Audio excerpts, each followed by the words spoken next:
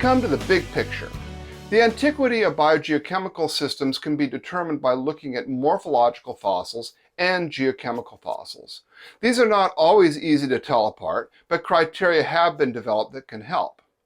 So by 3.8 billion years ago, we have possible life, some kind of plankton-formed organic matter in deep-sea sediments from Greenland.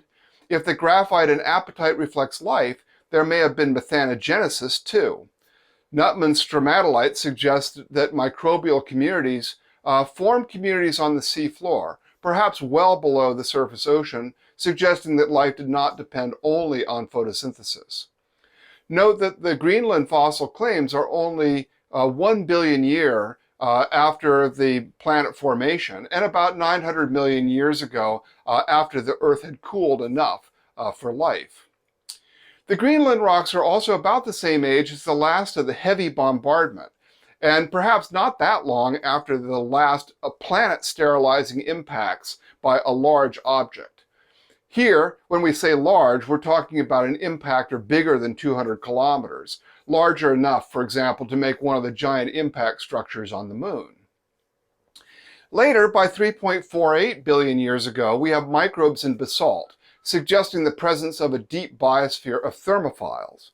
About the same time, we also have at least anoxygenic photosynthesis to get stromatolites in the Strelley-Pool chert at 3.46 billion years ago.